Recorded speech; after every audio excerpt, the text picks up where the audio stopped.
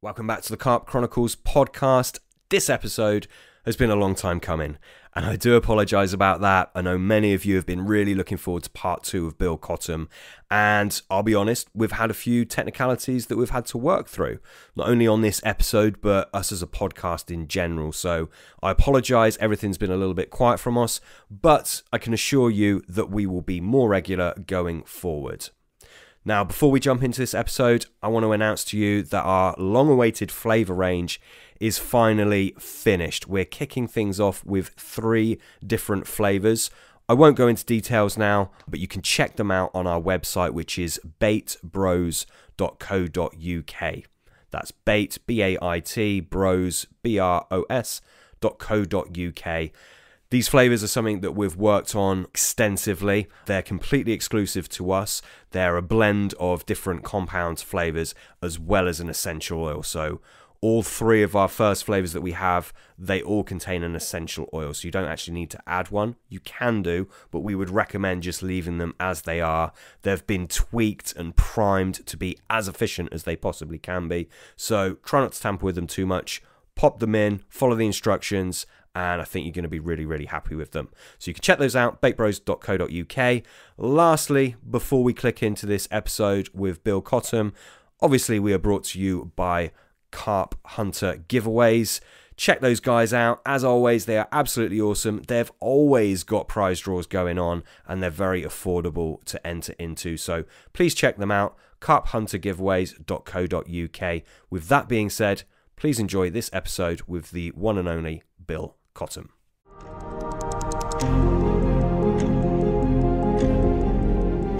To me, if you're going to fish an alternative, it needs to be as radically different to your feed bait as you can get. So, I mean, most of the feed baits I've used in the last 5 or 6 years was originally Trigger, and now is the formula from RG baits. They're both a very similar colour, like a typical fish mealy brown colour.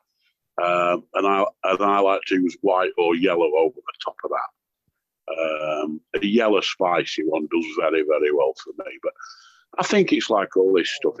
It's sort of it's confidence. I carry a bag around with me that has an assortment of alternative hook baits in it, and I just look in it and think, that's the one for me today. But it's invariably a white one. Invariably white. I think white's a terrific colour. Absolutely terrific colour. In answer to can they blow, yes, they can. I mean, anything that sort of smacks you in the face like that. But it's all a bit of a mystery, all this, because if you look at the rig boys, you know, you've got to use a green lead because they spook on it if they can see it. You've got to use green tubing because if they can see it, they'll spook on it. You've got to use a swivel that don't glint too much in the sun because if they see it, they'll spook on it. You've got to camouflage your hook length because if they see it, they spook on it. Then you put a yellow bait on because that attracts them.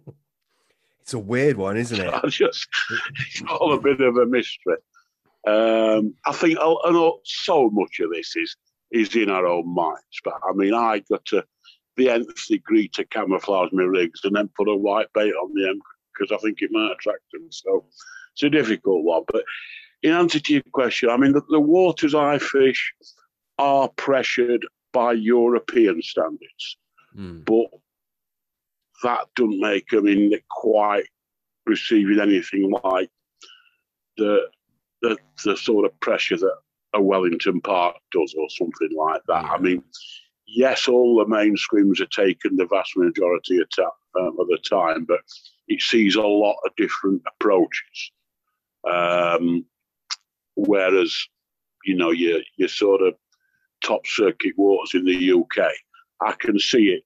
It's not a tactic I'd use on a water like that. I mean, that's not to say that French carp are easy to catch because all that went out the window about 20 years ago. I mean, I think if you can get on first on one of these waters, maybe, but that applies in the UK as well. Yeah. But some of these pressured French waters now receive an unbelievable amount of pressure. So, yes, it will come, but I don't think they're blowing on many European waters yet. Yeah, definitely. I mean, it's just down to conditioning of the animal, isn't it? It doesn't matter if they're in France or England. It's how they're Yeah. conditioned, you know. I mean, I would never claim to be an expert on rigs by any stretch of the imagination, but a lot of my fishing is done with snowman rigs. And I think if you've got two baits of different sizes, two baits of different buoyancies on quite a lengthy hair, I think that creates a problem for them to get rid of it, as opposed to just a single round bottom bait. I mean, I use square baits quite a lot, both on the hook and for freebies. Yeah. And I think they are very difficult for them to get rid of. Yeah, if you look at carp in a tank or in a pond, just if you can view them up close like that, you watch them spit out something that's like, just like clamp down on the rolling table, so it's kind of like an oblong shape, like a pillow, something like that. Yeah. Or a square bait. It's not coming out as easy as a perfectly round ball is it? That's for sure.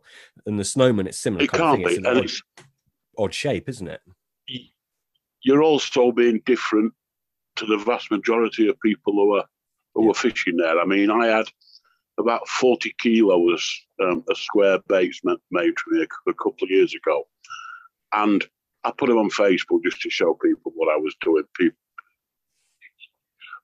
There's a number of people who seem to be interested. I put them on there. A lot of people thought it was a wind-up. Yeah. You know? Yeah. I think any way you can be different has got to, well, it's generally got to be a good thing, as long as it's not bloody stupid. Of course it has. Yeah. Of course it has. I mean, the square baits give me such confidence. I mean, they go back to the days when Tim and I were fishing together, and we used to use the bricking method. You know, where you make the bait into a 1 pound brick, cover it in cellophane and microwave it, and then carve it up into cubes. I mean, we've moved on a bit from that now, but it's the same principle, and I absolutely love it. Absolutely love the square baits. But I like mixing square baits up with a couple of different sizes of round baits up and keep them guessing. You know, I mean, as far as I'm concerned, the only reason a fish has to inspect every little item of food is if they're all exactly the same. If they're different sizes, different weights, and require a different amount of suck, if that's the right expression, they're far less likely to investigate every single morsel of food. Yeah, and they're not going to be as suspicious if it's coming up at a different rate, you know. No, and I think they're probably sucking it back harder as anyway. No funny jokes there, but I think they're taking it with more gusto because you know they can't differentiate between a smaller one or a bigger one when they're in that feeding mode, and they don't have eyes on their nose. No, but I mean, by using 2 kilos of identical 18 mil baits all in the swim together, I think we're making life harder for ourselves. That's why I love halving baits. Some halve baits, some crush baits, some barrels, possibly some cubes, all the same recipe, but just sort of mix it all up. I think it's a massive edge. Yeah, definitely agree with you on that one. These alternative baits that you're using, are they, I know you mentioned snowman, are they always snowman? Do you use pop-ups at all or not? I do use pop-ups, yeah. I had a couple of 3 years where I hardly use them at all, but I have been using them quite a bit lately. And they seem to do quite well where I'm fishing at the minute. I mean, I fish them very, very low to the ground. So, again, I'm not an expert, but when you've got a pop-up on a multi-rig or something like that that's maybe an inch off the bottom, and you've got the size of fish that I'm hoping to catch, the size of fish that I'm targeting, whether they could twig there off the bottom, I don't know. You know, when it's only an inch off the bottom, the eyes are on the sort of top of the head with a 60-plus fish. I just can't see that coming up and thinking, oh, look, that one's a little bit off the bottom. I just don't buy it. I just think the joy of a pop-up is your hook's not masked by any debris on the bottom. Your hook's clean, the presentation's clean. And I think when they pick it up and move off, you've got what it's definitely a bare hook, you know, as opposed to it being around a little twig or a little bit of debris or something like that. So I think there's a lot to be said for it. I mean, I'm not a fan of 2.5 inch or 3 inch pop-ups, anything like that, but when they're just nicely off the bottom, I think it's a great presentation for sort of hooking. Yeah, I think everything just happens a bit quicker as well, doesn't it? You know, it's already part up off the floor, and it's going to turn quicker, and they're going to tighten up the hook length quicker, in theory. So yeah, it makes sense. Makes sense with the hook baits. I mean, did you ever used to, you know, knock up your own and add anything like DMPT, astaxanthin, anything a bit fringe on them or not? Yeah, not so much. I used to make my own, or the guys at work used to make them for me, and I used to boost flavour levels, boost a few bits and pieces. But most of my alternative hook baits are boosted with liquids as opposed to additives in the bait. Okay. Is this hydrolysates or essential oils or something else? It tends to mirror what's in the bait. I will tend to use possibly a hydroslate of some description with the matching flavour that's in the bait in it. You know, and I've got baits that have been in soak for 15 years, you know, and they're absolutely rock hard. They literally can't absorb anymore. And they're just brilliant, absolutely brilliant. Yeah, definitely. Is there any particular hydro that you're impressed with now? Obviously, the well-loved L030 is no longer, isn't it? Is there anything? No, I don't believe it is. Days? No, it's not. There's quite a few new ones on the market, though. Are you a big fan of any? Yeah, there's some. Yeah, I mean, there's a pre-digested krill kicking around that's very, very nice.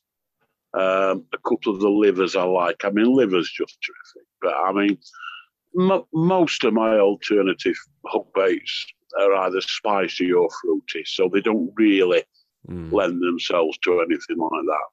But I just want as much attraction as I can in that alternative hook bait, you know. Yeah, definitely. I think the krill hydro's gone now as well. Certainly, I think you can still get it in smallish quantities. I think. Can you? Okay. I'm not sure. As I say, I've lost touch with it all a little bit. I mean, it's a lot of these products are getting harder and harder to get. But as you say, as one door closes, another one opens, and there are some very, very nice liquids about there these days. Yeah, definitely. Yeah, you mentioned you're a fan of the liver products. Is that just exclusively beef liver, which is hard to get now as well, or are you into the chicken livers, the pig livers? Did you have a preference? I think chicken and pig liver are okay, but given a choice, beef's the one. But like you say, it's very difficult to get. Yeah, it's expensive as well, isn't it? Bloody expensive. Yeah. Okay, it's going to get difficult for the bait companies, I think. I mean, Brexit's not helped in a lot of areas. A lot of flavours have been removed from the flavour suppliers lists, and it's only going to get harder, I think, sadly. You know, there's more and more restrictions, and it's going to get difficult. It's a bit of a worry, isn't it? Because so much of it isn't made in the UK. So it's, you know, it's all subject to change. That's it. Yeah. Hopefully it'll, I mean, I don't know. Hopefully some good will come out of it, you know, and perhaps we'll get some more bits and bobs manufactured by some of the UK companies. I know BAF, British Aqua Feeds, are doing some of their own stuff in-house, which is good. And hopefully some other companies. Yeah, I mean, that's got to be the way forward. I mean, a mate of mine, Dave Moore, who's involved with rolling baits, he's producing a couple of his own hydroslates now, and it's got to be the way forward. But it's not an easy thing to do. Are they available through the Rolling Baits website? I'm not sure if they're available as raw materials. I know they incorporate them in a couple of the baits. Whether they're available for raw materials, I'm not sure. Right. Okay. I might have to look into that. That's got to be done, hasn't it? Yeah. But I mean, Dave, not only is an exceptional carp angler, he's a very, very bright fella. So it's not something, I don't mean it disrespectfully, but it ain't something that Fred in the shed's going to be doing in a hurry. No, I understand. I understand that absolutely. Dave is he was responsible for a few of the NutriBaits mixes, wasn't he? I know he did the big fish mix. Did he have much of a role in the other he mixes? was. No, not particularly. I mean, he was. Me and him put big fish mix together, but it was 95% Dave, I have to say. And he's one of them fellas that I always bounce stuff off, and he was always very, very helpful, very, very sort of knowledgeable. I mean, you get people who think that being a field tester is to use the going bait on their lay, and that's not a field tester. That's a sponsored angler. Yeah, you know, people like Dave Moore and Ken Townley were out and out field testers. You could give them something with no history to it, no idea whether it's going to be any good or not, and they go and use it. Not twice, they go and sit behind it. And that's what, there's not so many people prepared to do that. You know, I mean, when it comes off and you're the first to get your hands on a special product, it's great. But I would think certainly the additives that we tested at NutriBase, probably 1 in 20 saw the light of day. Mm-hmm. And what that means is the true sort of field testers are going to be spending a lot of time sat behind something that's not as good as they could be using straight off the shelf. But if you're gonna field test something properly, that's the way it has to be. 100%. I've said this in other podcasts. It's not fun testing different things. It really isn't, because, like you say, you haven't got a bloody It's either great. It's either great. No, you haven't. It's either great or it's incredibly frustrating, because you might be using something that takes a while to get going. Yeah. It might never get going, and potentially they could have wasted a summer. Definitely. So that is a special type of angler, a special type of sponsored angler. Because, I mean, we used to get phone calls all day long when I had NutriBase. I want to be a field tester. Nobody's using trigger on my lake. That ain't a field tester, is it? No. That's somebody who wants some bait. That's somebody who wants some bait. Yeah, and I think even that's changed now. I think these people that get bait deals, they call themselves consultants. I don't do any bloody consultant whatsoever. You know, they just get slightly cheaper bait. The problem you've got now, the problem you've got now is catching fish ain't going to impress anybody anymore. It's all been done. It's all been caught. You know, how many times a year do you go on social media, see a fish and your mouth drops out? If you go back to the 90s, it used to be quite regular. Yeah. But now we've all been impressed by fish captures as much as we can, and it's consistency is great. It's the consistent anglers that I always respect, rather than the kid who catches one sort of big one every 5 years. But the wow factor from catching 10-30s a year has gone, hasn't it? Mm-hmm. Sadly. Mm-hmm. So, I mean, and you look at companies like Mainline who know their onions. He don't need consultants, does he? Definitely not. He needs people to promote the brand and provide pictures and show people what it catches. They don't need telling how to put a bait together. So the word consultant is a bit of a stretch, isn't it, really? Yeah, it's to put it lightly, isn't it? Mm. Yeah, definitely. Pete, you got anything to add to what we were just talking about? Hook baits and hydrolysates, different things like that? I was going to jump in with the hydro thing, because I know there's a lot of guys making their own at the moment. But for me, it's sort of one of those things where I just can't imagine you could get consistency in batches. I can imagine any batch you create yourself in a shed, there would always be difference in consistency. I think he'll tell you better than me. I think that's Dave's problem. Right. Okay. You know, if anybody can do it, he will. But it's I don't know too much about what's involved, but I know enough to know it's not an exact science. No, that's it. It's a difficult process. And I think you need to do it on a big scale anyway. It's laboratory conditions, isn't it? You need ideally, yeah. Mm. And the other thing I was going to say is you mentioned colours blowing, Bill. I was going to ask you with sort of high attract hook baits and things whilst we were on the topic. What are your thoughts on flavours blowing or essential oils, flavours? Or do you see it as more of a colour thing? I think with flavours and additives, I think it's all about inclusion rates. I mean, if you take black pepper, at a sensible low level, its catching life is endless, really. It just goes on and on and on. You put it in too high, and it will blow. I mean, so many people and so many commercially available baits are just way, way over the top in terms of smell level for me.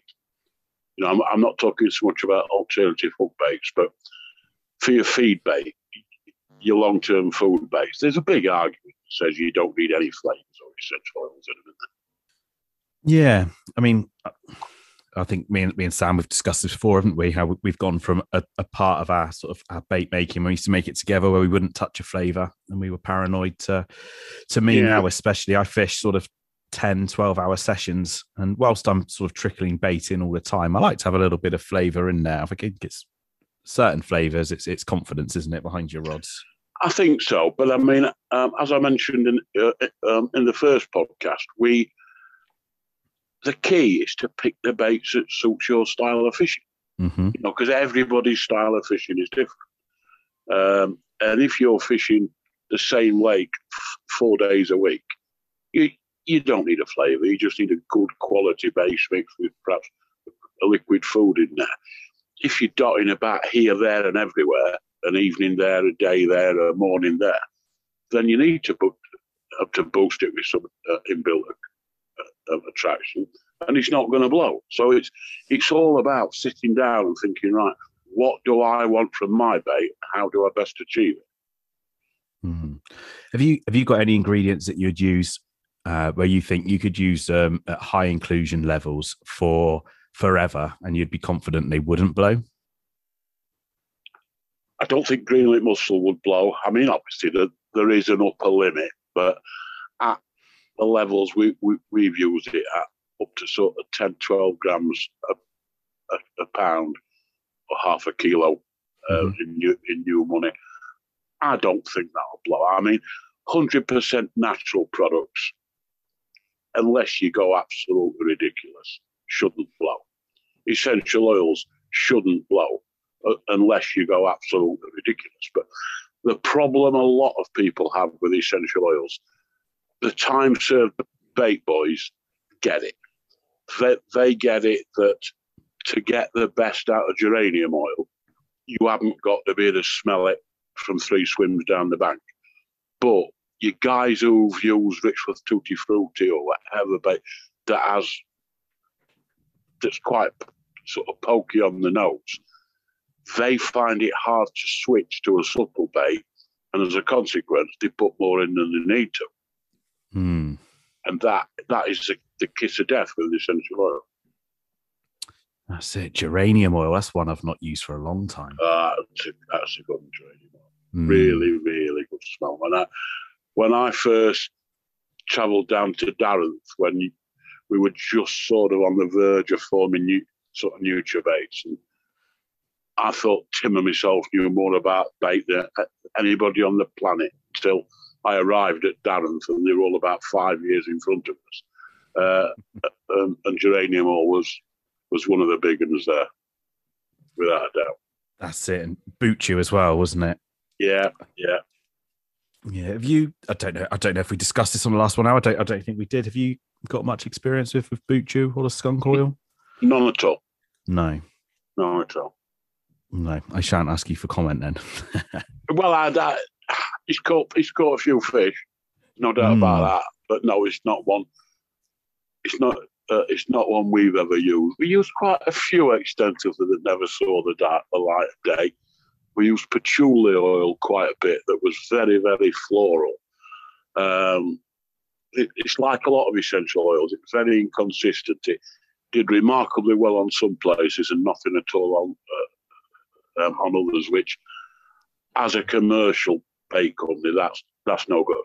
You know, you've got to go with the things that are good across a wide range of waters.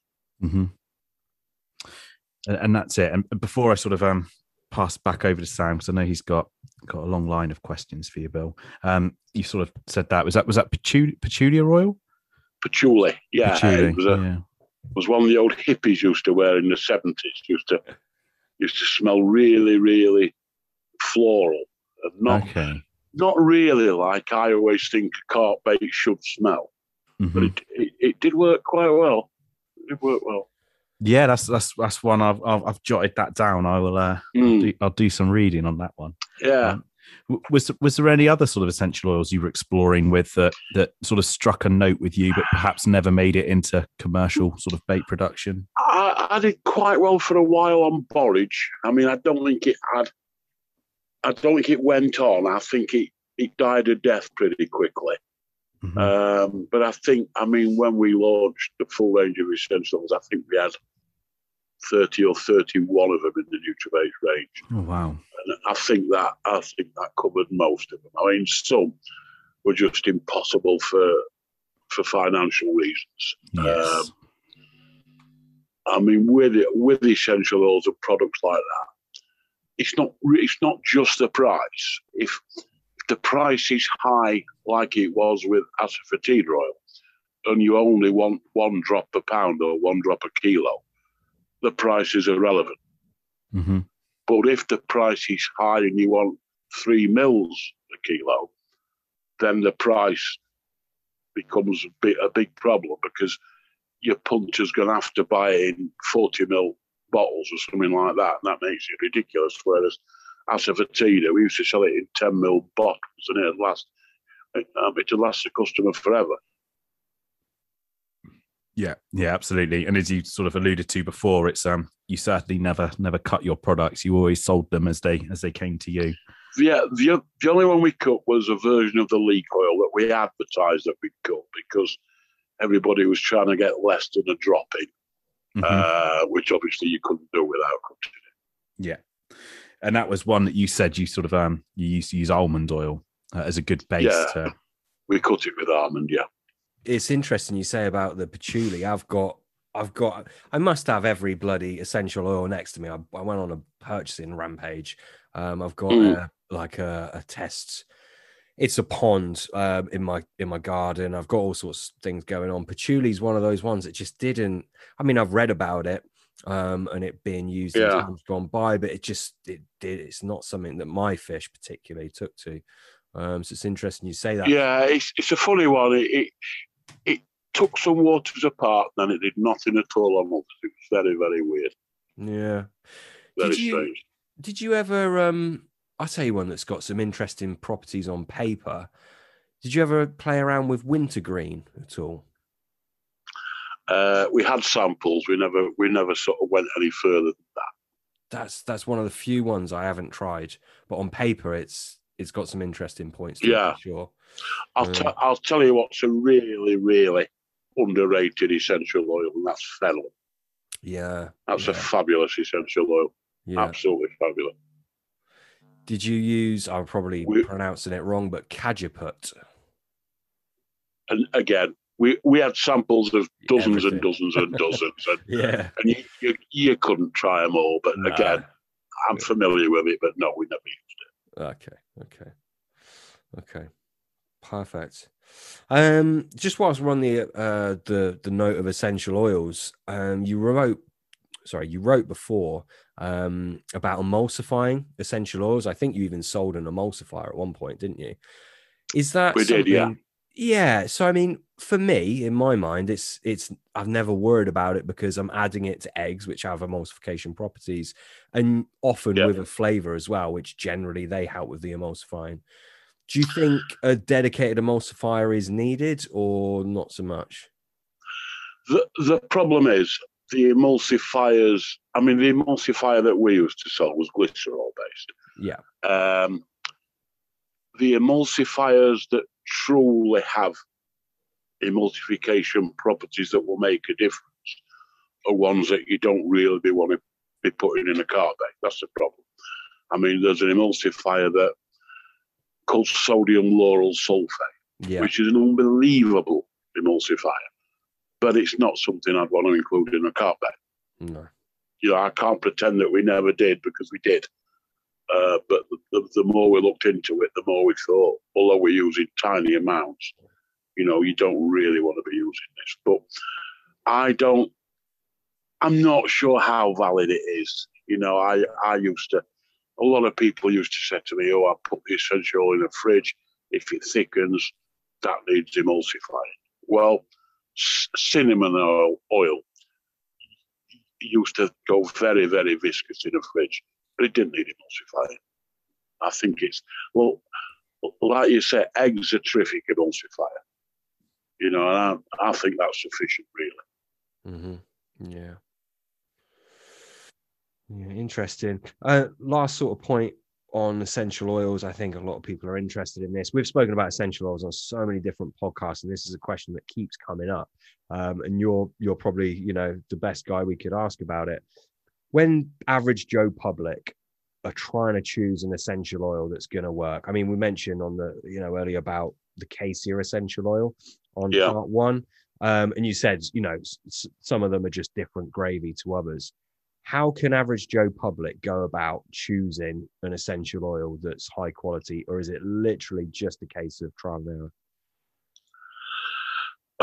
It's difficult because it doesn't say this is high quality or this is crap on the bottle, does it? I mean, to me, I don't know how many bait companies sell essential oils these days, but I would always try and buy from a bait company and buy from one that you trust implicitly, which again is difficult. But and a basic sort of rule of thumb, if you see, I mean, there are exceptions. I like to think you get what you pay for. If you see a black pepper oil for £3 for 20 mil, it can't happen. You know, not with proper black pepper oil. No. So, you know, if something sort of sounds a bit too good to be true price-wise, there's a fair bet that it is.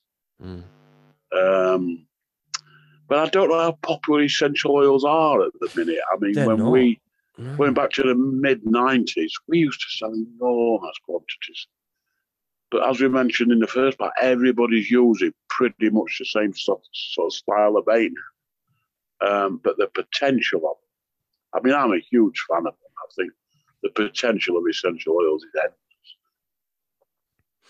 Definitely, and they're not popular now. Like, there's not many companies. No, I don't think they are. No, I don't think they are. I mean, towards the end of my time at Nutribase, so I don't know what's sort of happening now. We had the same old 4 or 5 that sold big quantities. You know, your black peppers, your garlics, your clove. Apart from that, it was horsework, and it never used to be. But if you go back, as I think we mentioned in the first podcast, if you go back 25 years and you'd get 20 people on a lake, probably 5 would be using fish meals, 5 would be using bird food with fruit flavours, a couple would be using milk proteins with essential oils. Now, everybody's using the same type of bait. And I think there's fewer and fewer people rolling their own bait. So unless you give it to a trusted bait rolling company, you're buying bait straight out the freezer, straight off the shelf, and it's got in it what it's got in it. I mean, how many people do what we used to do and make bait up in the kitchen or in the garage or whatever? I don't know anymore. Not as many, that's for sure. Definitely not as many. No, definitely not. I mean, and here's the thing, right? Let's say you're getting, I think you mentioned this before, actually. Let's just say you're getting a good solid fish meal bait. I mean, what it's going to have 8-10% pre-digested, maybe 20 to 30% LT94. A lot of them are very similar, and it's the little bits that are different. It's mostly the same thing. Yeah, bit of liver, bit of robin red. Yeah, bit of liver, bit of robin red, maybe some brewer's yeast as well. It's all very, very samey, isn't it? Do you think Yep. A different flavor or essential oil is a chance to differentiate baits between the others? Or do you think actually you're better off going for like a bird food or a high pro milk or something like that? I think the problem with fish meal baits, I think they're so effective once fish get on a good bird food bait, you know, or a bait that contains a good percentage of bird food in its makeup. I think they get pretty much preoccupied on the bird food, on the fish meal concept. So I think if you're going to go in with another comparable quality fish meal bait, you're going to catch your share.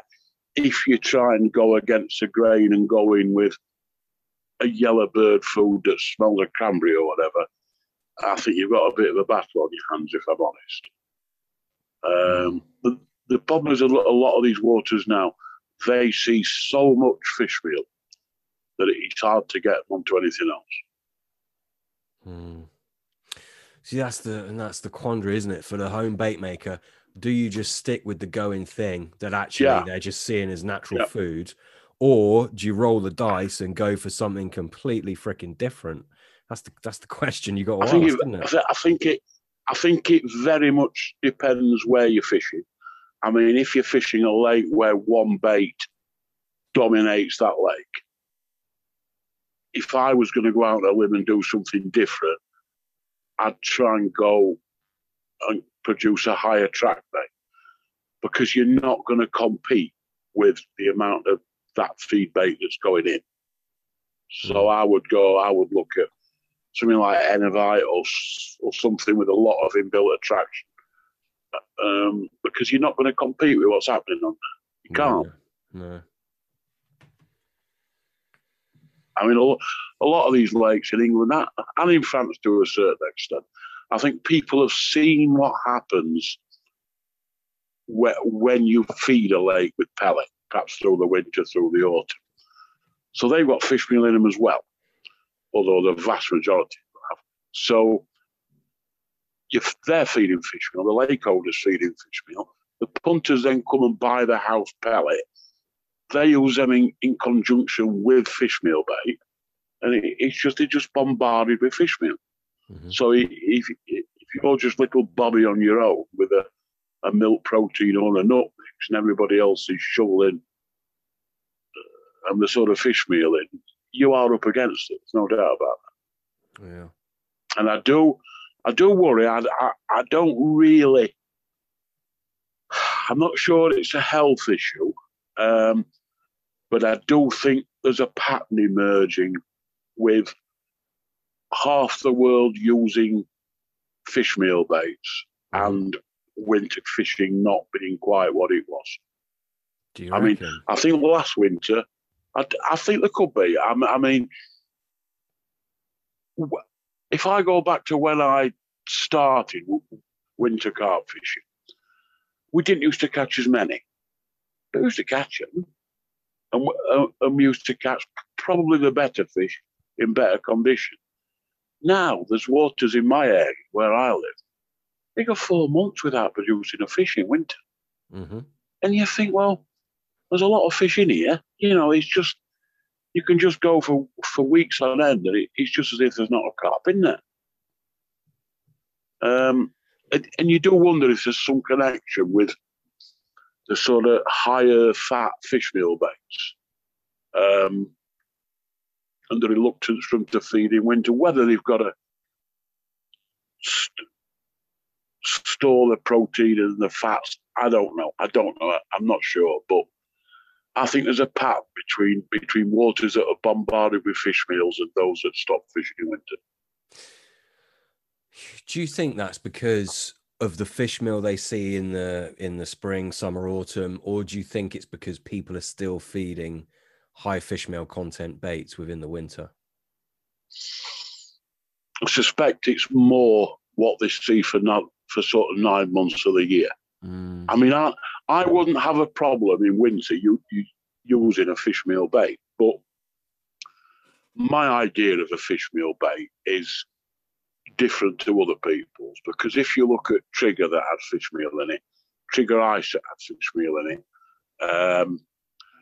the formula from RG that has fish meal in it, and Big Fish Mix that has fish meal in it, they're all probably 30% fish meal. Whereas a lot of these cheaper and more cheerful fish meal baits have got up to 60% in it. So I think there's fish meals and fish meals. Mm-hmm. Yeah. I mean, if you go back a few years, everybody used to get as much fish meal in a bait as they could, because you could get so much for your money.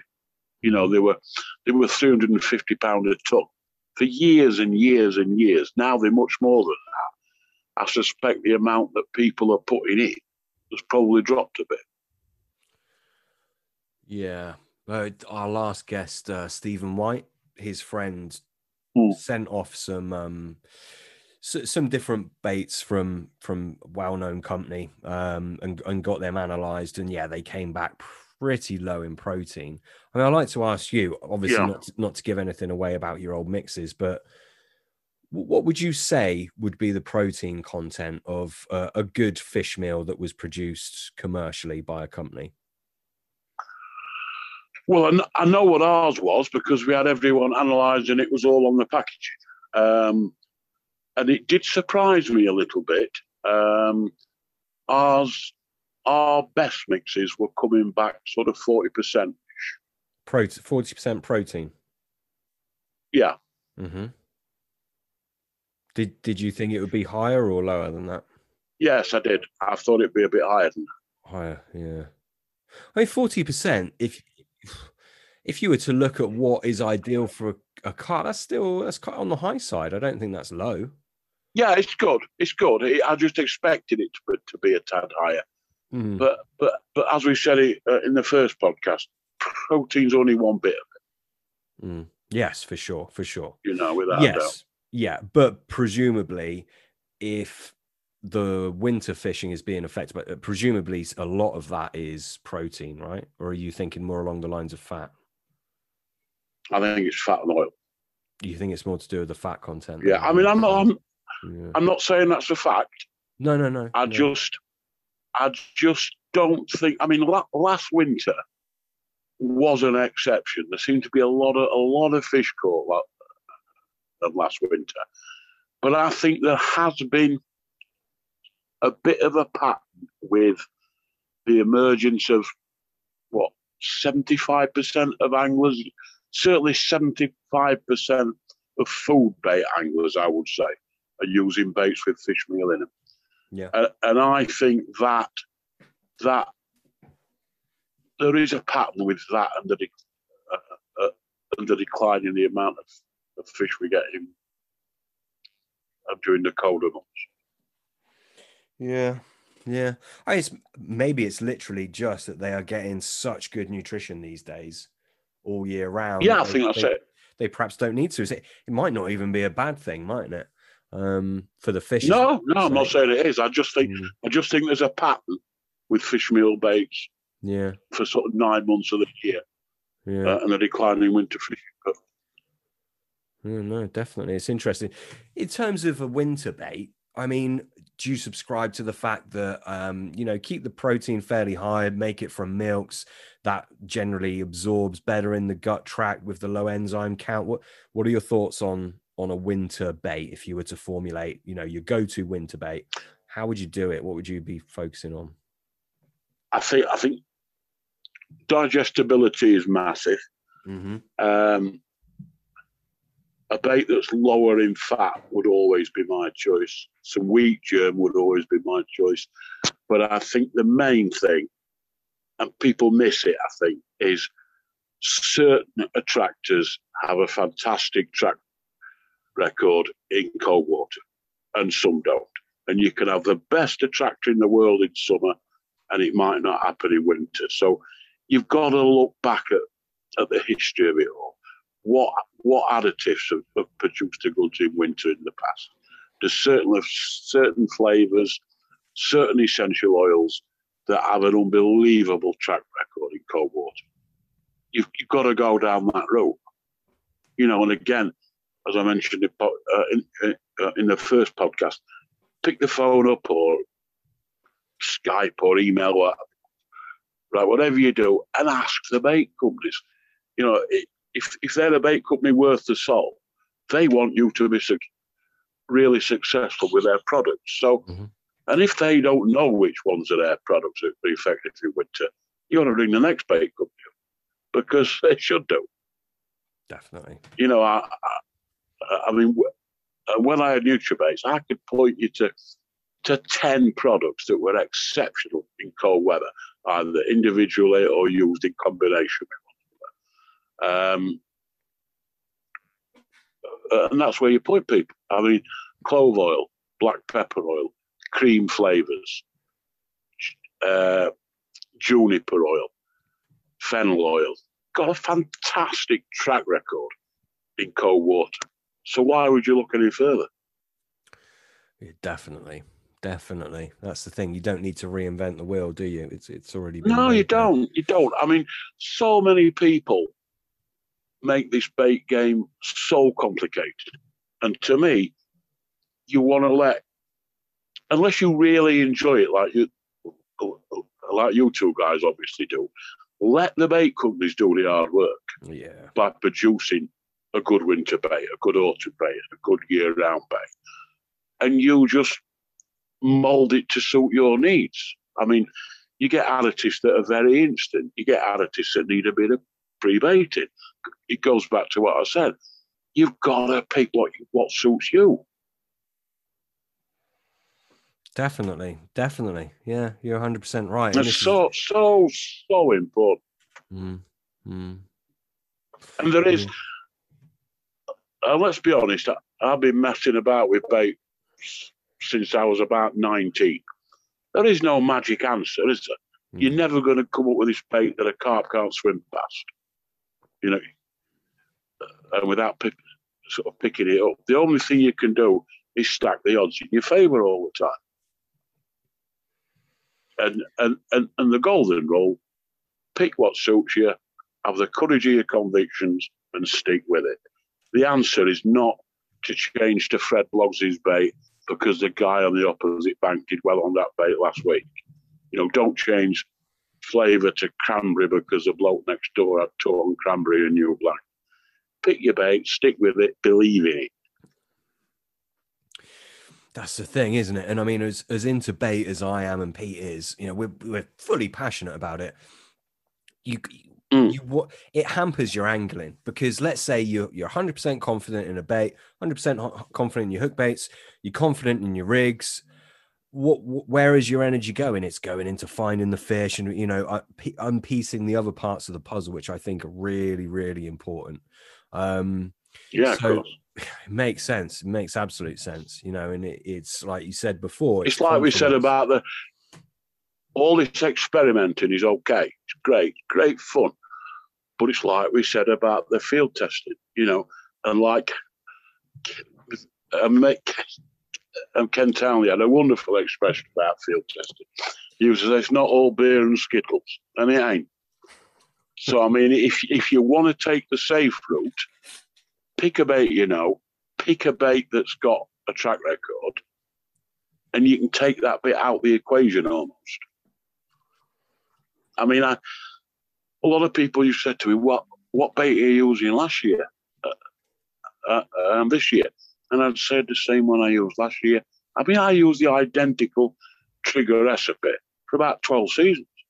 And I used to feel like sort of when I did the exhibitions, I used to feel like it's not what they want to hear this. What bait are you using this year, Bill? Same as I used last year, same as I used year before, same as I used year before that. And some of them don't want to hear that.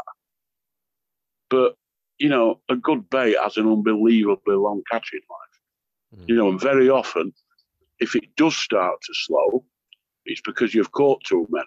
And the only thing you need to do is have a couple of weekends introducing it, perhaps blanking or getting your location wrong and not hooking on it. And it's back to where you were. But a good quality bait with balanced ingredients and a sensible label shouldn't blow. Really shouldn't. No. Did you ever enter into the realms of, perhaps lower nutritional base, but it moves through the fish quick and it's got some attractive things in it? Yeah, I mean, Enovite didn't have the food value that Big Fish Mix or Trigger or High Noble had. It was a different sort of concept, but it was absolutely packed with attractors and natural attractors for the most part. Yeah. So it's all horses for course, isn't it? Yeah, definitely. Your something along those lines was the cream Kajauza. You brought those out in a ready-made, didn't you? That Yes, did we quite did. well. We did. Yeah, and I know. Well, please tell me if I'm wrong. I think that was not as high a food value as some of your other ones, right? No, I mean, the nature of a ready-made, generally speaking, is that it's an attractor bait more than a food bait. So yeah. Your nutritional value is lower, your inbuilt attraction is higher. Yeah. But again, it's like we said, pick what suits you. If you're flitting about here, there, and everywhere, you're not going to get the benefit of the food value of a Trigger or a Formula or something like that. Mm-hmm. So you just need something with pulling power, and that's what ready-mades tend to have. Yeah, definitely. It certainly caught a lot of fish in winter as well. Yeah, it's a great smell. I mean, that's another fabulous winter smell. I mean, that part of it has got to be people want to buy a bag of that because it smells amazing, and then more people are using it. Yeah. So it catches more. There's got to be an element of that as well, isn't there? Yeah, I mean, when we used to do the exhibitions, we used to have all the baits open on the front. Yeah. And every time somebody picked up the cream Kajauza, you knew they were going to buy some. Yeah, you got it. Which is nonsense, really, isn't it? Yeah, but, oh God, yeah. But it was a great carp catcher as well. It still is. Yeah, it's the same as the Richworth Tootie. There, I know some people disagree with me. I really think there was something in that was really special. I mean, I did really well on that, as many people did. The Esterberry as well. Listen, bad baits don't catch that many carp. No. They and don't. I mean, no, I think it had a fair amount of sugar in it. It had the flavor in it. I probably had some milks in it as well, but whether it was high, what we would now class as high nutritional value or not, doesn't freaking matter, does it? It was something that Carp definitely wanted to. I think it was probably mid-protein, in fairness, but I just think they like it, don't they? There's often no more to it than that. They just love that smell.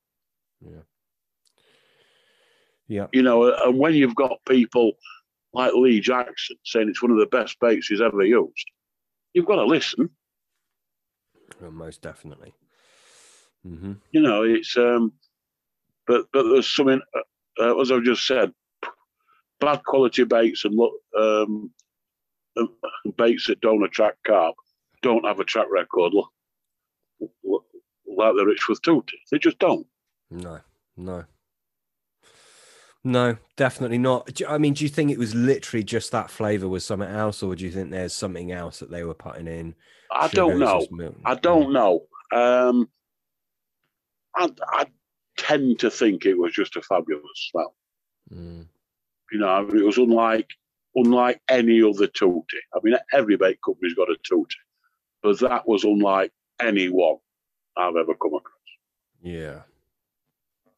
Yeah, that was a Campbell's flavour, wasn't it? Yeah, it caught, I believe so. Yeah, it caught so many carp. You just can't argue with it. No. You had a I don't know if it was Wonder Fruit or something. Did you have an equivalent of the Tutti flavour? Yeah. No, we had a Tutti Frutti, which in honesty was a poor imitation of Richworth's. Right. Okay. Or Stream Selects, whatever they are. But no, the Wonder Fruit was a blend of fruits, but wasn't Tutti at all. Right. Okay. And Tim Paisley wrote somewhere, and this was spoken about on a forum actually not so long ago, and I knew it anyway, but now I've forgotten it. He spoke about adding an essential oil to a flavor base, and that then became one of your flavors. He was fishing a match where I think it was Bob was fishing as well, so he presumed they were fishing Tootie. Do you know the story I'm on about? Yes, he's on about Fruit Special. Fruit Special, that was it. Yeah, which was an in-house blend of a couple of fruits, a couple of essential oils, one of the Kajowsers, molasses. Again, just a great smell. I had a bottle of that. Great smell. I had a bottle of that, and it did smell amazing. Yeah, it did. One of those ones. It's a terrific smell. Yeah, very nice. You had the Jaffa essential oil, didn't you? Did you think much of that? The orange essential oil? Not as much as some of the others. I mean, he did well enough, but it's no black pepper or clove. No, we recently had someone on called Dean Towie, who you might not be familiar with. He wrote in Carp World a bit, and I know the name. He's clued up on. He's very clued up on bait, and he mentioned the sweet orange essential oil on the first episode, and it's become. The amount of messages we still get on that is absolutely insane, and it's just really blown up, sort of in the bait world and on the forums. It's incredible, but there's definitely some better ones that I've tested for sure. It's a funny one. I mean, we never did great with it at Nutribaits, but we used to sell it in bulk to a couple of the other bait companies that were using it in their ready roll baits. Right. Interesting. It's one of those, isn't it? Different things are different to different people, aren't they? It's your experience, and Yeah. Just going off topic a second. The guy who did the last podcast for you, what was his name? The last one that we published was Stephen White. Is he the guy with that scaly thing? You've got a scaly thing on your Facebook page. Yeah. When was this posted? Just like literally a couple of days ago. Oh, yeah. Yes. Yeah. He's on with a heavily scaled mirror. What a fish that is. Yeah. Goodness, that's from me. Yeah, from Acton Burnell, that is. Is it really? It is, yeah. What a fabulous fish that is. It blew me away. That. It kind of looks like a foreign fish to me. I don't care whether it's from Mars. It's just fabulous. Yeah. That's Stephen. He's done pretty well up on Acton, I think. Sounds like it. Yeah. How big's that fish then? I don't know.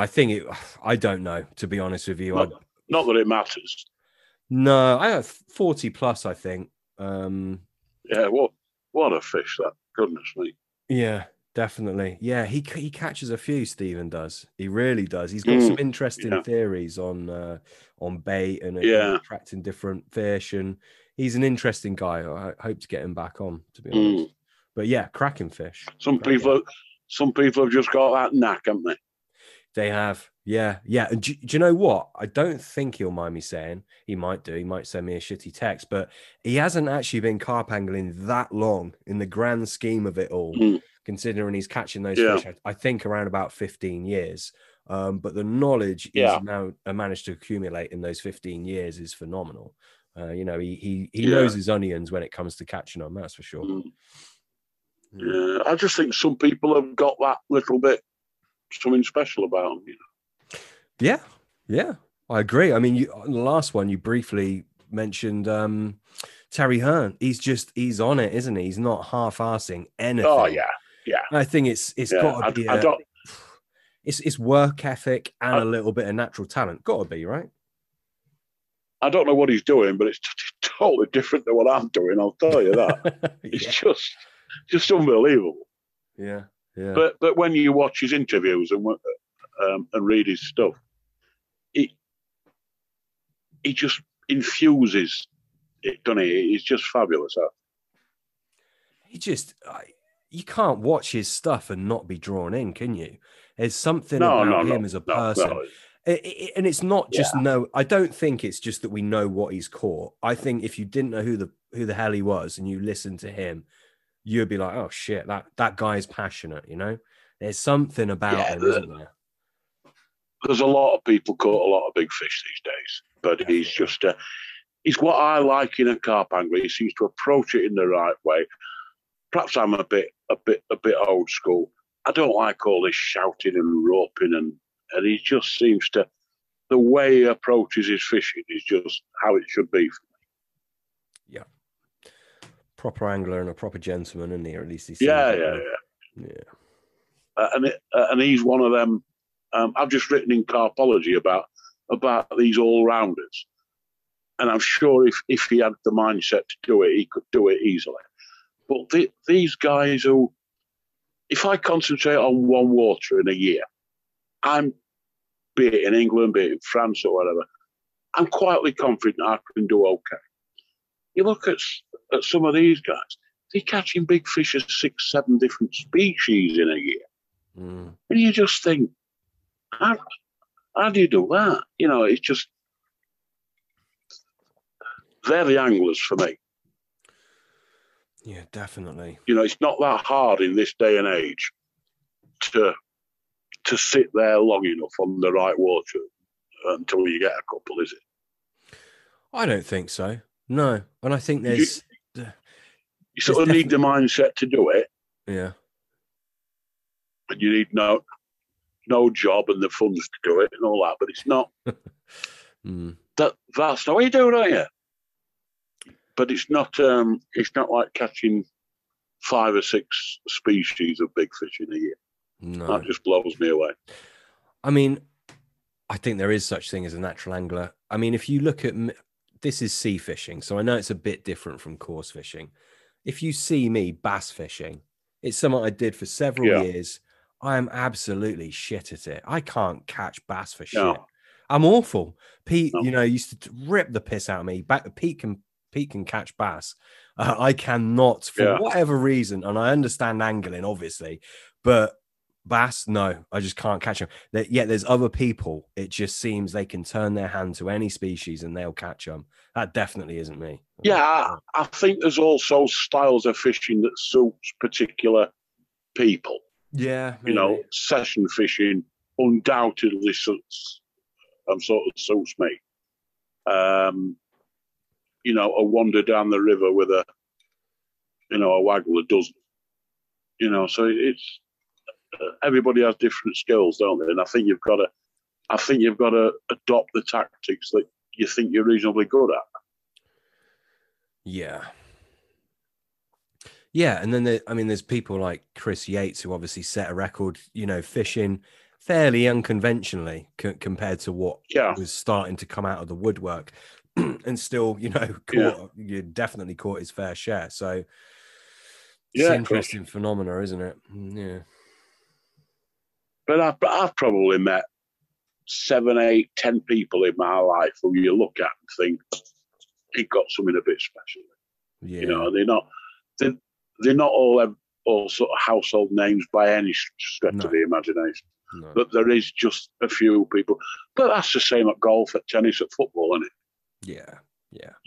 You just get people who are naturally exceptional at it, who don't have to work at it. But if you get one of them, like Terry, who works at it bloody hard as well, then, he's on to a winner. Yeah. Definitely. Yeah, different breed, aren't they? Yeah, they are. Yeah. Switching gears back onto bait, which is our sort of comfort zone on this podcast. We mentioned enzymes briefly. Well, we mentioned creating hydros, and you mentioned obviously Dave Moore was doing some things with that. Enzymes, I think, were sold by NutriBaits in different things. And I think, actually, talking to Dave, I'm sure I read an article of his years ago, and I think it was on might have been like a Dutch website or something weird. But I read an article of Dave's where he was talking about enzymes. Anyway, enzymes in baits added into actual boilies before boiling. What are your thoughts on that? I mean, obviously heat destruction. I mean, can you talk about enzymes at all? Yeah, it's not something I do anymore. I mean, we did an awful lot of things back in the late 80s, 90s that I don't deem to be relevant now. And it's not something it probably surprised you to hear. It's not something I've really pursued. I mean, it's a huge deal, but it's not something I've really pursued too much. Not in recent years, anyway. I mean, we had the Addict range, which were our first 3 products at Nutriment. That was Tim's baby. But I don't know. I really don't know. I mean, the enzyme thing is a huge thing and vitally important, but it's not something I give a great deal of thought to these days, I have to be honest. Is that because there's a lot of pre-digested products out there, or is it just that it's just too hard? I think a lot of the hydroslates do the job for you, probably. Yeah. Better than a lot of the enzymes could. Yeah. And again, like Pete said earlier, and I'm sure Pete's got something to say on this, but like Pete said, you need such rigid environments for these enzymes to work consistently. And of course, you do. Different if you're making bait in your own shed, but on a commercial level, if that bait turns up, like Stephen said last week, if that bait turns up slightly different shade, the customer's going to be calling you every name under the fucking sun, isn't he? And moaning about it, So it's tricky. I mean, when we were using the baits with the addicts, every time we went fishing, we used to go with 8 or 10 thermos flasks. Yeah. And we used to have £1.50 in old money in every thermos flask. And we'd open a thermos flask every day. I don't think that's practical now for today's carp angler. I don't. Do you know what? I think you don't want to be messing about like that, does it? See, I would. I don't think that's I know you would. But you would. Yeah. But I think the average guy, if you said, right, go and buy yourself 10 thermos flasks, freeze them all and open them every day, or go and buy 10 kilo of cell, I know what he's going to do. Oh, yeah. Without a doubt. Yeah, definitely. It's all too easy now, isn't it? I mean, that's not being critical, but it is a lot easier now. Yeah, it is. It's very easy. I mean, back on the thermos thing, I think it was, I might be wrong on this. I think it was Sean Harrison that mentioned this. We did a podcast with him. I think it was the first podcast we did with him, actually. I'm sure it was him that mentioned taking a thermos to a lake, and I might be wrong. It might be someone else. Apologies, whoever it was. I think he has gone down that road, I think. Yeah. What, for those people that don't know what the hell we're on about right now, what was that all about, and why did you do it? Well, because the theory said that an enzyme-rich bait had to be used within 24 hours of the bait being made or 24 hours of it thawing out. And that the enzymes, which were an expensive part of the overall package, were totally inconsequential if you went beyond the 24 hours. So, I mean, we used to look at our watches and think, we've got to put this bait in now. And I used to think, well, might not get eaten for a day and a half. Mm-hmm. So it was all about keeping everything active. And we were convinced that you had to do that within 24 hours of the bait being thawed out. But again, in those days, if you used a couple of pounds a night of bait, you thought you were using a lot. Yeah. There's people all over the country now who've dropped that out of the catapult and left it on the floor, isn't there? A couple of pounds. Yeah. Well, there is. Left it for the rats. It's a different world we live in. Yeah. And I just don't think enough people would mess around if that's the right way. And we haven't all stopped catching carp since we stopped doing it.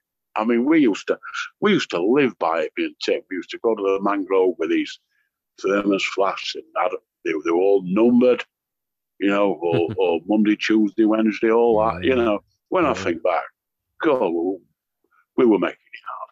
We were just complicating it. Yeah. Yeah, it is. I think it is. I mean, Yeah. Unless you're using enzymes, and then obviously there's great value in doing that, but you'd need to add the enzymes after, obviously.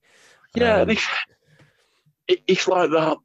The hydroslate thing we said about Dave Moore. For me, it's not an exact science, and it's not consistency enough for me. I like consistency in the baits I use, and I just don't get it in that respect. Do you think that's important? Consistency in what Yeah, you're applying to the fish? Yeah, absolutely. Not absolutely. in terms of what you're selling to the consumer now. In terms of the fish having that consistency in their feed, or what? I think if you're trying to get a bait, I mean, obviously it's important if you're selling a bait to an end user, but I think if you're trying to establish a food bait, yeah, you want that consistency, like we just mentioned, not in terms of shape and size and things like that and buoyancy, but certainly in terms of the recipe and I mean, I'm absolutely obsessive about being every pound of bait I use is exactly the same as the next one. Absolutely obsessive. Would you? I mean, I think I know what your answer is going to be, and I think you take a really sort of refreshingly simple approach to it all. But what do you think? I'll ask it anyway. What do you think that is? Is it? What are the carp seeing as consistent? Is it that balance of amino acids and organic acids and X, Y, or is it just the flavor notes of it? What is it you think that the carp are reading the same, or are they reading absolutely everything that's in that bait? I don't know. I think that's a shit question. We'll never know. Hopefully, you know what I mean. Well, I've got a shit answer as well, so don't worry. because I think the easy answer is we don't know, do we? No. But I know with our dogs, if I get, you can tell by the biscuit that we get them, if it occasionally varies a bit. And if it varies, they're a lot more picky than they are if it's how it should be. There's no question about that. They like what they like. And I think how much a fish can tell if it's exactly the same, I don't know. There's no way we can know. I think a lot of it might be a confidence thing. To me, I need to know that the bait I'm putting out tomorrow night is the same bait I put out tonight. Exactly the same. Exactly the same in makeup, exactly the same in additives, inclusion rates of additives. And I think that's vitally important. I think the only way I like to mix it up is to mix up the things to confuse them from a catching and sort of point of view. And that is more the size, mixing up the weights of the bait sometimes. I think that can be a real biggie, not just the sizes, but the weights. You've got to keep them guessing. You've got to make them want that food, which stands to reason you want it to be identical every time. Yeah. But you want them to throw caution to the wind and not twig that there's a hook attached to one of them, basically. Yeah. Do you think they can detect things like the metal hook, the hook length material, putty, things like that? Well, people who know a lot more about these things than I do will tell you they can. I just think they can associate some things with danger. If every time I give my dog a biscuit, I smack him on the end of his nose, he'll soon get fed up with that. But if I give him 200 biscuits and then give him one and smack him on the end of the nose, he'll just keep coming back. Yeah. I had this thought earlier when we were talking about French fish. Quite a lot of people would say they're easier, but you've got to think they're bigger, right? Generally speaking now, okay? I know you could pick holes in this, but they're generally bigger. So they're eating more baits, they're eating more freebies without getting hooked.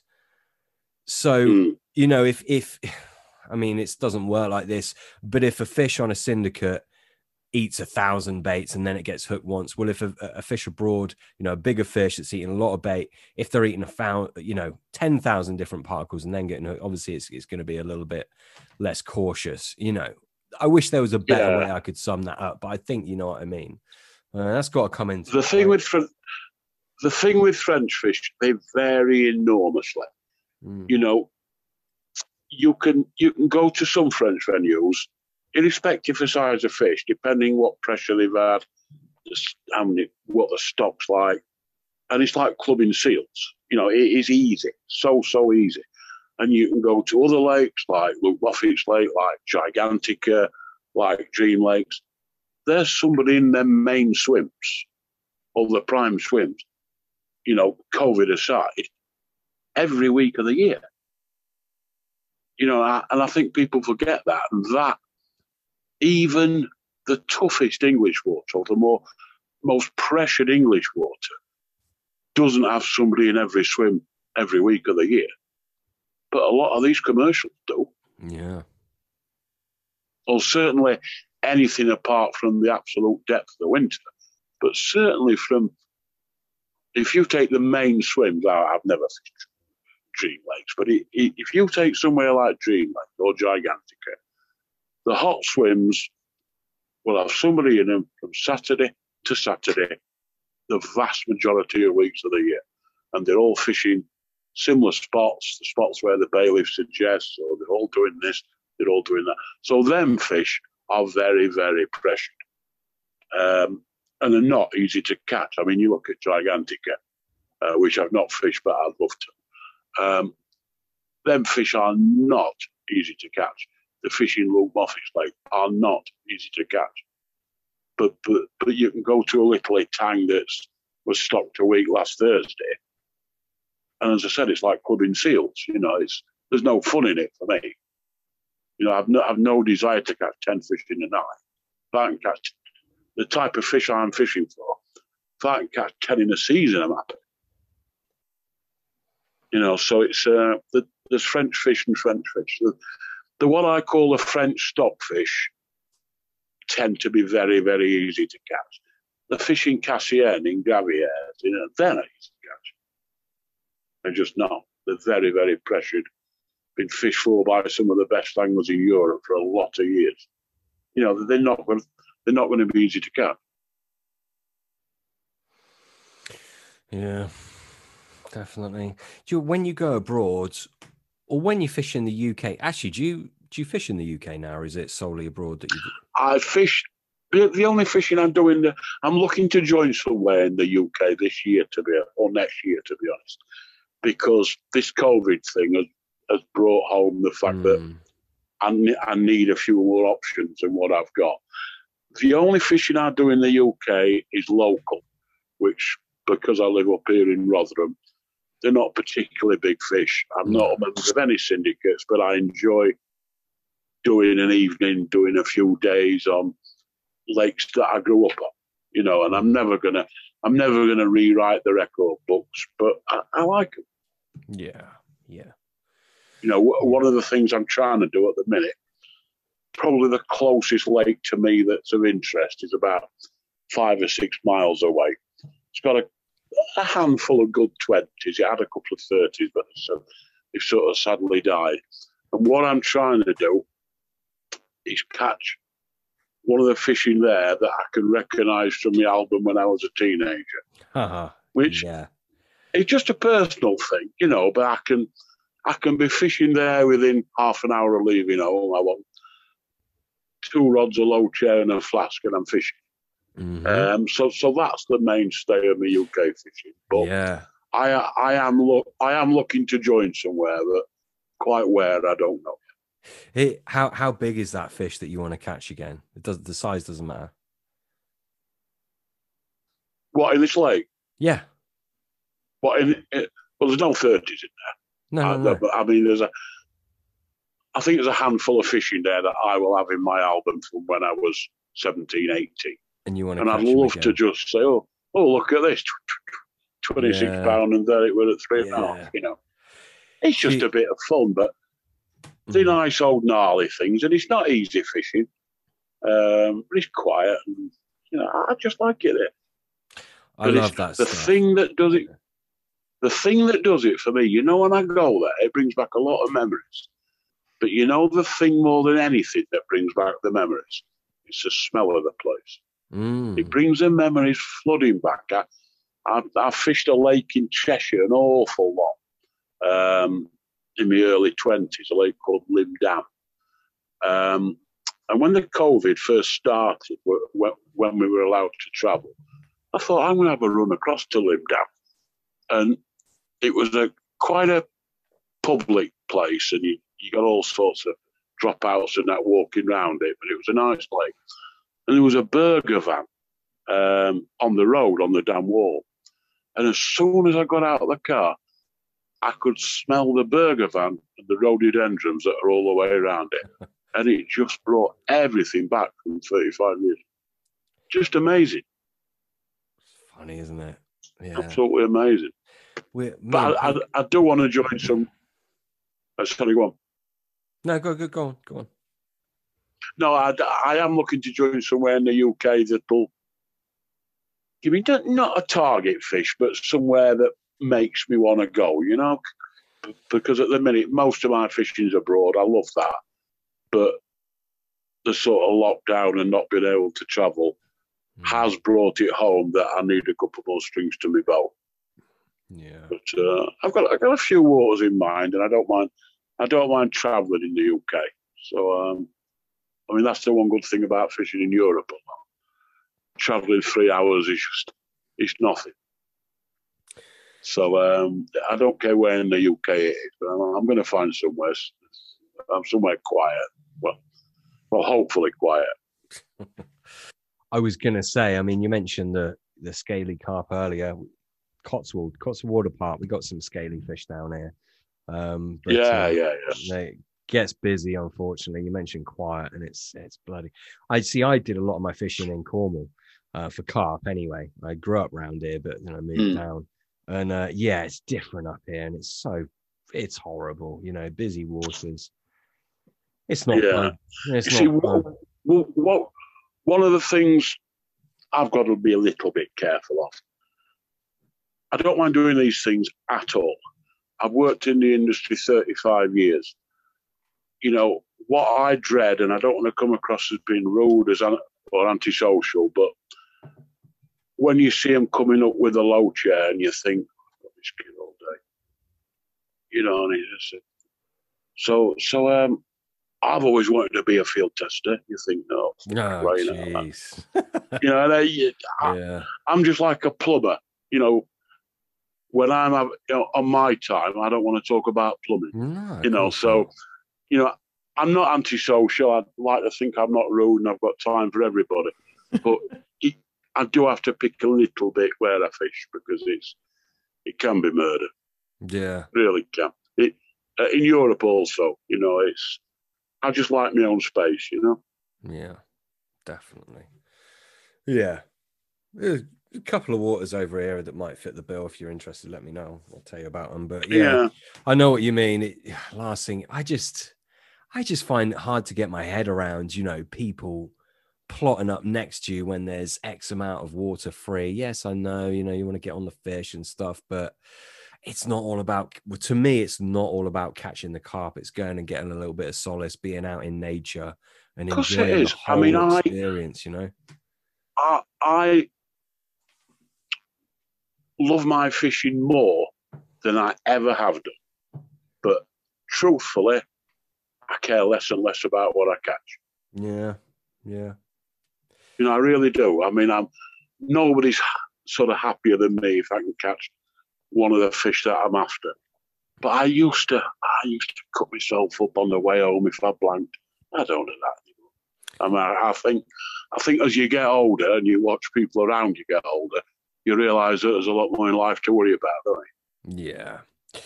Yeah, and some people are on a total different end, aren't they? And I think you would refer to them as carp tigers, which I find hilarious because it sums them up really well.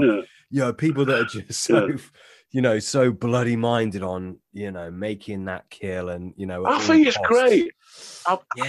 I've been there. I've done all that, but so I forget who it was.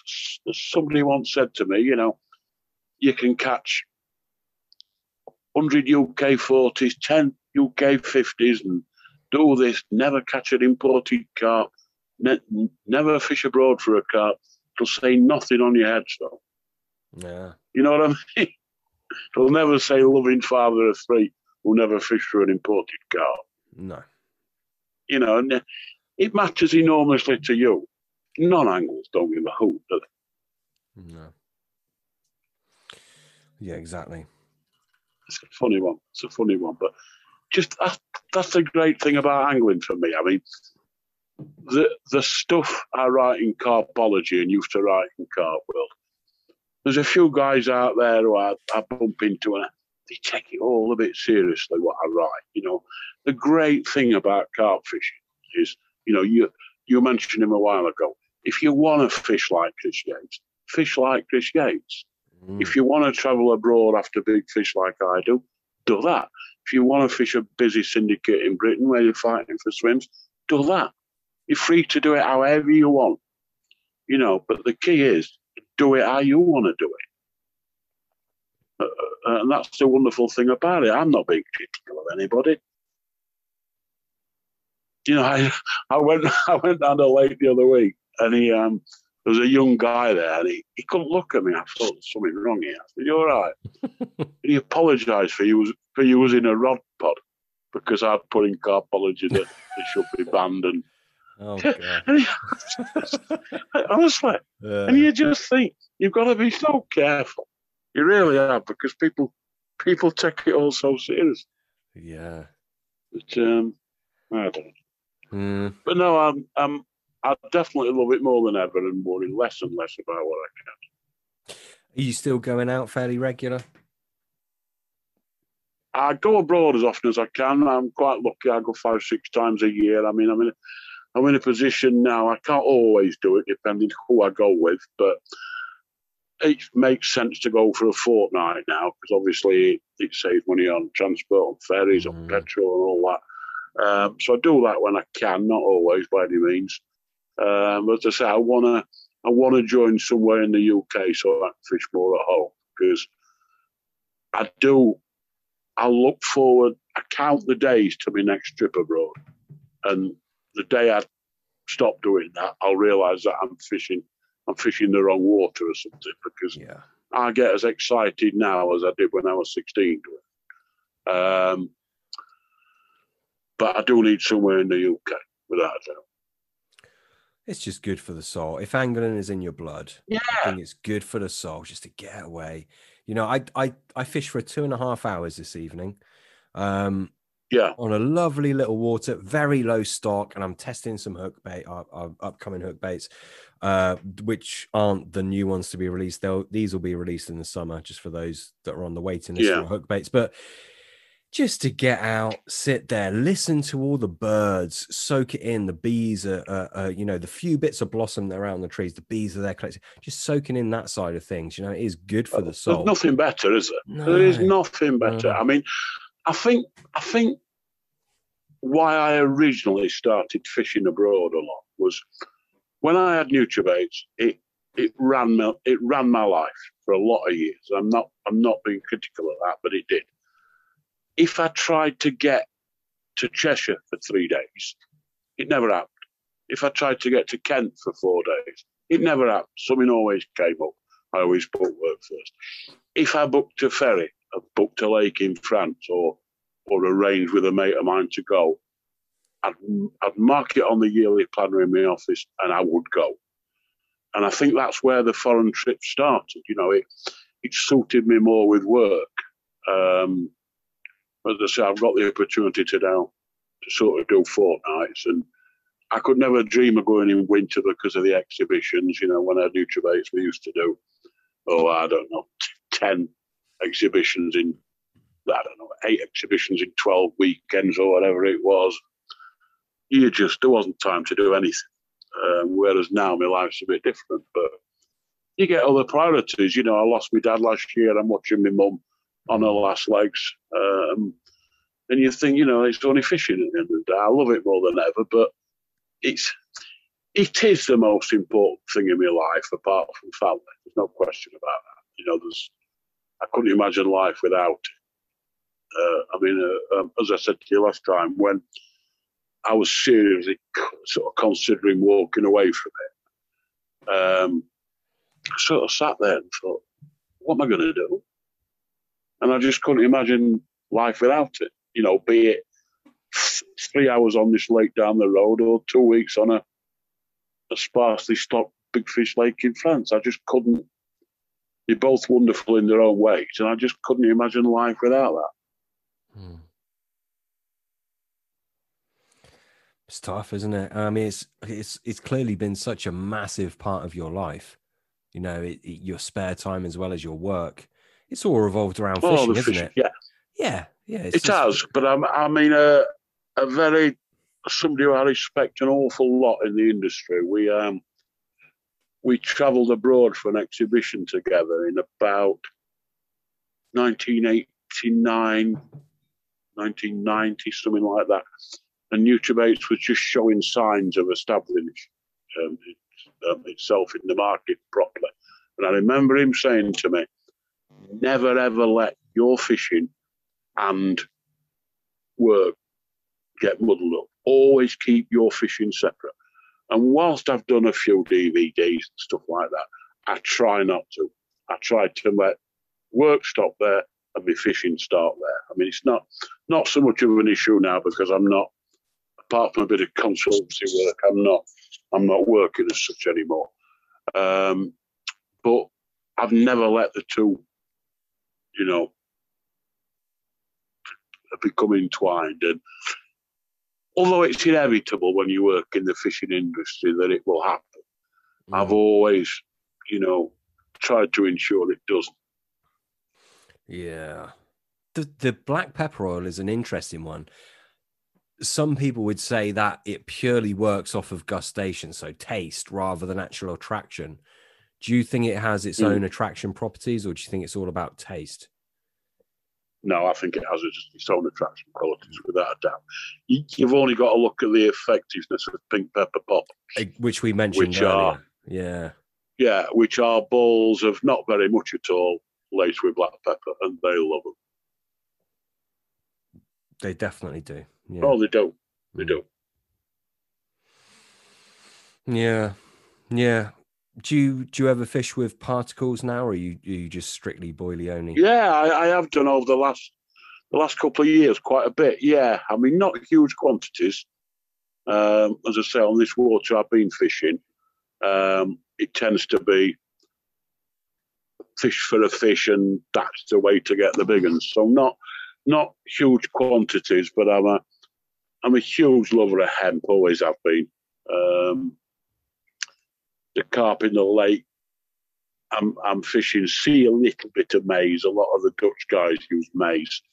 So I have a little association with carbon baits, who do some lovely particles. And I just use their hemp and maize, or hemp maize and tears I have used, but just hemp and maize normally. In fact, I ordered some yesterday, and I don't think, if you're looking for a particle, I don't think you can beat it. I really do. Tears. I don't do anything to it. Yeah, they are, very much so. Tears very much so. Yeah. A mate of mine, Colin McNeil, who's been my regular fishing partner for quite a lot of years, he comes from a background of more general angling, and he rates tears so highly. Really does. Yeah. I used hemp and tears last year. Hemp tears and maize. Whether it made any difference to just the hemp and maize, I don't know. But I don't like a lot of hemp, but I love a little scratching the hemp in the swim. Is there anything you'll do to your hemp, Bill, preparation-wise? Well, when on my pre-carbon baits days, I used to add a little bit of Himalayan rock salt to it. But preserved hemp that I use from carbon now that comes in the jars is preserved solely with salt and with vacuum sealing the top before you put the lid on.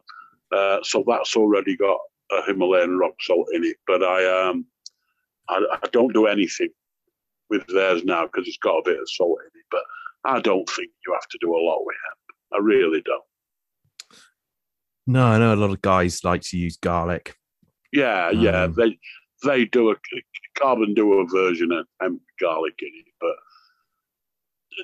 the further down the road I've got, I just like to try and keep things as simple as you can, because certainly when you're involved or were involved in bait like I was, you do fall into the trap of disappearing up your own arse if you're not careful.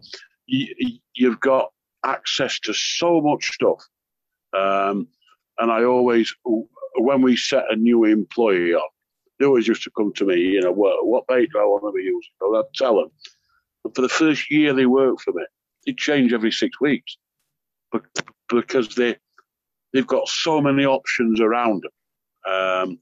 And I've always been fortunate to be in that position. But you've just got to pick what suits you and stick with it. As I keep repeating myself, but I think it's such a big deal. I mean, I'm going back to this lake as soon as I can get out there. I am using the identical tactics to what I used last trip and the trip before. I mean, them 2 trips have given me unbelievably a 69 and 370s. So why would I dream of doing anything different? Mm-hmm. Be absolute madness, wouldn't it? Well, yeah, it would be. It would. You're right.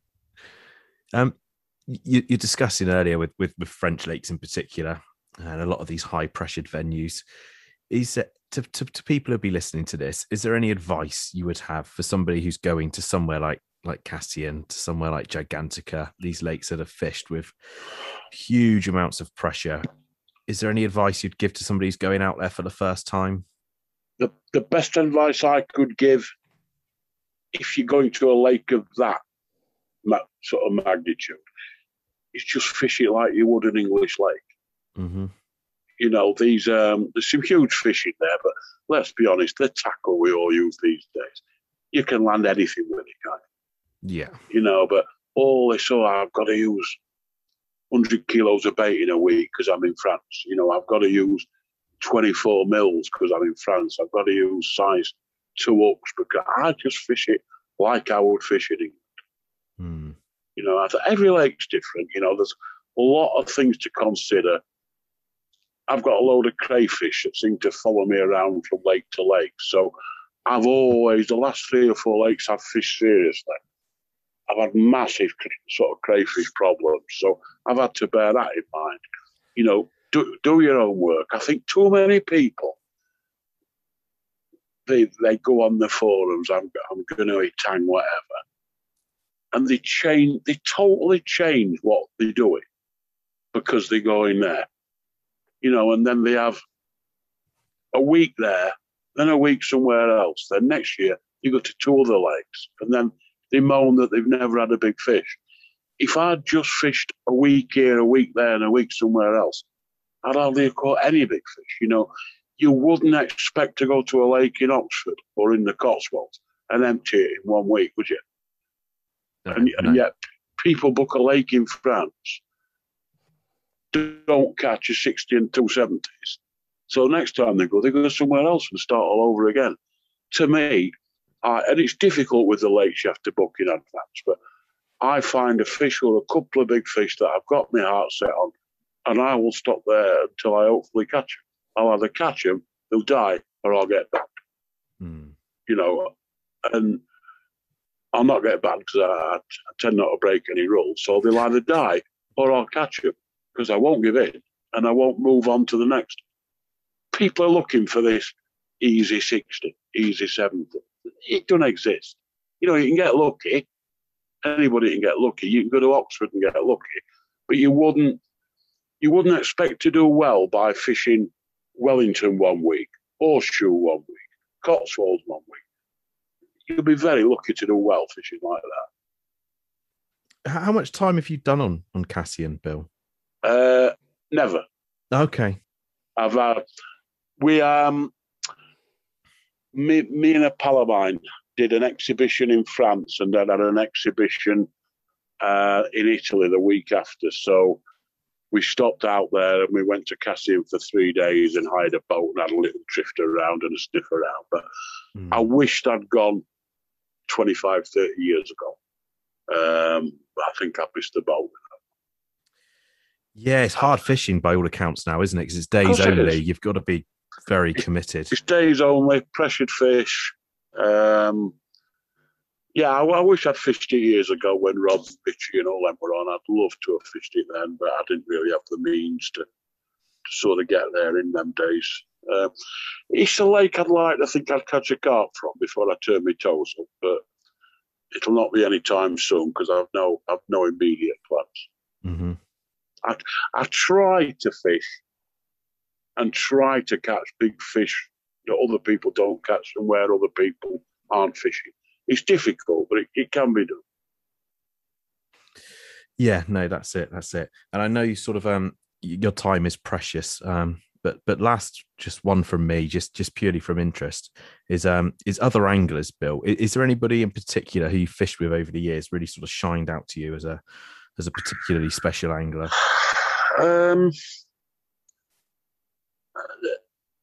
There's a guy. He'll not thank me for saying it. There's a guy from Hampshire called Mark Pidgley, who I did quite a bit of fishing down in Hampshire with him in the winters quite a few years ago, and he's as good an angler as I've ever seen. There was another guy who was from Sheffield who doesn't carp fish anymore, but he was just, he was quite a bit older than me, and I met him when I was young, and he was just a terrific angler. But I think if you had to sort of pin me down, I think I would say Mark Pidgley. I mean, he taught me so much. But I mean, the biggest influence I've had in my angling life was a guy who's sadly no longer with us now from Kent called Alan Smith. And I didn't spend a lot of time with him. I ended up in France one year with him. And I met him a few times on the Tip Lake at Darren. And he took me under his wing a little bit, and he taught me so much about bait, applying bait, and the sort of mental approach.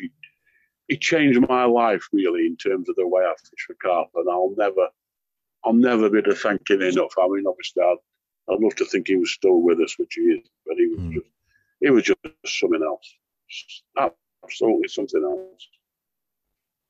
He just had that. He had that we were talking about earlier. Just that something special, But Mark Pidgley and Alan Smith are certainly right up there. Mm-hmm. That's it. Some people have got it, haven't they? Yeah, without question. And I know I said it was going to be sort of one last before we let you go. But one final one is, I know it's something we could go down sort of rabbit holes, and we don't have the time to do that. But shelf lives in sort of modern carp bait. What's your feeling on shelf lives, and where do you think they fit in nowadays? Well, everybody talks about shelf lives as if they're poor quality, and everybody speaks about freezer baits as if they're much better quality. Mm-hmm. And there's something in that, but I can make you a fabulous quality shelf life bait, and I can make you an appalling quality freezer bait. So just to say that freezer baits are better quality is nonsense, because you don't know that. So basically, what you've got to ask yourself is, does the sensible use of a low-level human-grade preservative affect that bait in a bad way? And if you think it does, stick with your freezer baits. If you think it's inconsequential, use it whichever you wish. But to automatically bracket every shelf life bait as being rubbish and every freezer bait as being great is being very naive, because at the risk of repeating myself, you can make a rubbish quality freezer bait and a great quality shelf life bait. And people just look at the way they package, look at where they are. I mean, let's be honest, it's no secret. There are bait companies out there, well, I hope it's not a secret, there are bait companies out there whose freezer bait and shelf life bait is the identical product. Yeah. And all they do is put them in different bags. And the fact that they've got preservatives in the freezer bait means that they can export. We could never export Trigger to Russia because it'd have gone off big time it got there. Mm-hmm. But there are companies, it's the same thing, and yet people have way more confidence if you buy it out of a freezer. Yeah, I mean, I pretty much exclusively use my own bait. Well, that's a lie, actually. Yeah. It is a lie. But I'd like to, and that's a route I'm going down again. But I've certainly got more confidence, I feel, in freezer baits. And having said that, I know a couple of big firms where they just rechange the packaging, repackage it, and it's exactly the same bait. Do you have any sort of theories on its effect on aquaculture, or like on living organisms within the lake, rotting baits, for example, sitting there for weeks on end? There's shelf lives and shelf lives. You know, I like to think the shelf lives we produced, and the RG ones, the Nutribaits ones, you know, and many other companies, I wouldn't have a care in the world.